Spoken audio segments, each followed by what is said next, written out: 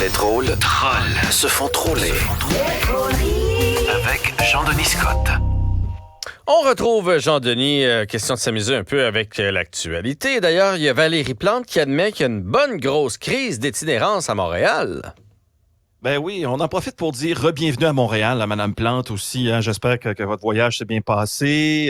Vous allez voir, revenir à Montréal après aussi longtemps dans un pays lointain, ça peut être un peu comme revenir chez nous après une semaine, puis les enfants ont ramassé à la maison ou pas ramassé après un party en boisson avec 45 amis. C'est un peu ça qui va arriver, je pense, pour Madame Plante. Mais bon, elle est avec nous, c'est bien, c'est le fun, parce que de mon côté, j'ai toujours voulu aller dans l'Ouest canadien, mais là, avec ce qui se passe ici, je pense que j'aurais peut-être pas besoin de bouger pour vivre l'expérience Vancouver. On l'a directement dans notre cours, malheureusement. Parlant de Vancouver, Jean-François, tu sais, pendant qu'ici, on affronte le smog, l'humidex et tout ça, la Colombie-Britannique doit gérer la sécheresse à un point tel où la province a demandé à sa population de prendre des douches plus courtes. Puis j'en parle, ça se peut que ça arrive ici aussi. Puis on demande aussi d'économiser l'eau de plusieurs autres moyens, d'être créatif. Cela dit, ne faites pas comme ce que j'ai vraiment lu en ligne aujourd'hui. Boire l'eau des toilettes, c'est pas une façon d'économiser de l'eau. Non? Sachez-le. Écoutez, même pas dans la cuve, là, en arrière?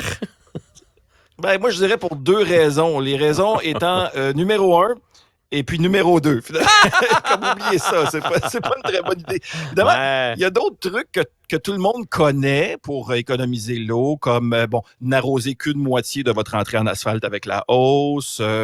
Ceux qui ont des chiens, arrêtez de nettoyer vos assiettes et faites-les lécher par vos pitous. Voilà. Puis évidemment, à l'épicerie, payez toujours avec votre carte pour éviter l'utilisation inutile de liquide. Et tiens, pour faire ça plus officiel, voici le top 3 des façons d'économiser l'eau chez soi. Numéro 3. Acheter de l'eau en poudre. Il y en vente chez Dolorama. Ça prend à peu près 4 ans de Air Miles. Numéro 2. Évitez de faire la vague à des événements sportifs, gaspillage inutile. Et en terminant... Numéro 1. Avec la petite barre en dessous. Numéro 1 des conseils pour économiser l'eau, écoutez les Beatles, qui ont toujours chanté sur la gestion de l'eau. Par exemple, dans cette chanson, où on comprend qu'il n'y a rien à faire. Il faut faire son deuil de l'eau abondante. Il n'y a rien à faire.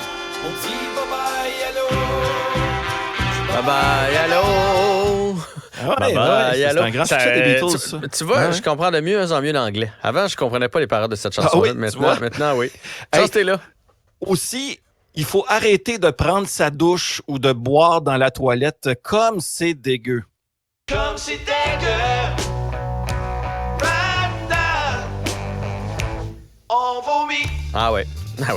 Alors, on va tous les entendre différemment, les succès des Beatles à partir de maintenant. Aussi, si vous troquez le bain pour une baignade dans la rivière, attention de ne pas vous noyer. Don't let me drown. Ils l'ont dit dans la chanson. Et pour ce faire, il faut faire très attention à quoi? Il faut faire attention et vérifier le débit. Le débit. Le débit.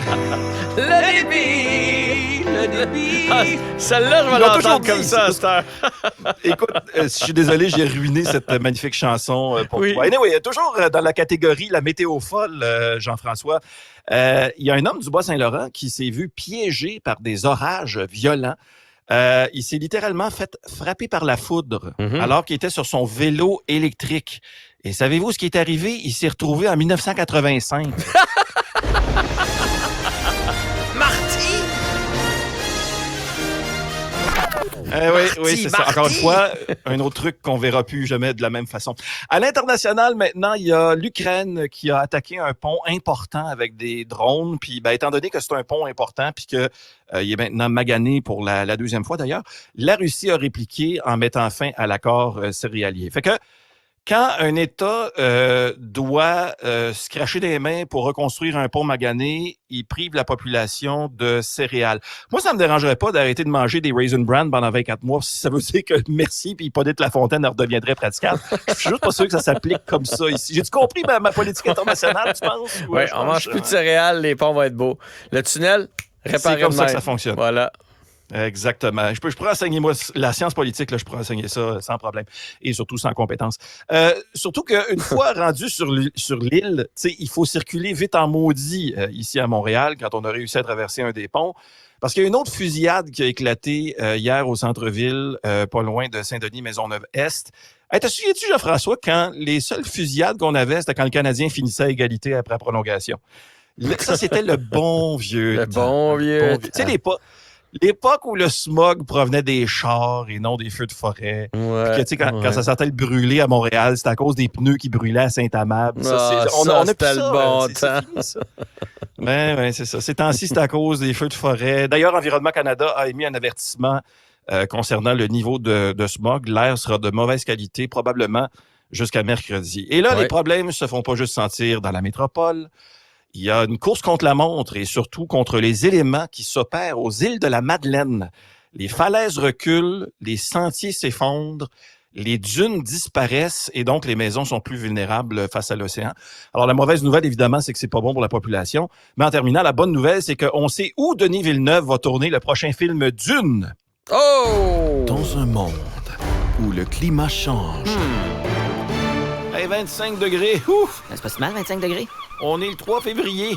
dans un monde où chaque conversation sur les changements climatiques créés par l'homme se termine par un « mais ». Les changements climatiques ont changé la température de la mer. Les changements climatiques ont changé la couleur de la mer. Mais si t'arrêtes pas de parler des changements climatiques, je vais aller le dire à ma mère. Un couple tente de sauver son terrain. L'érosion gruge de plus en plus de notre terrain. Ah non, il y a un cycliste qui est tombé dans la mer. Au moins, il va pouvoir se servir des pneus comme bouée. Ah non, la remise vient de tomber dans la mer. Il y avait mon nouveau compresseur dedans. Tout le monde finit par subir une vague de compression. L'affaissement de terrain s'approche de plus en plus de nous. Pourquoi t'es en train de pousser ta belle-mère par en avant de même? Même les cimetières n'y échappent pas. Bonsoir, mesdames, messieurs. Tragédie à Cap-aux-Meules alors qu'un cimetière a été emporté par l'érosion. Heureusement, on ne dénombre aucun blessé, mais on a repêché 147 morts et le bilan pourrait s'alourdir. Cet été, Où est-ce que tu m'amènes, Eric? Eric, lâche ma mère!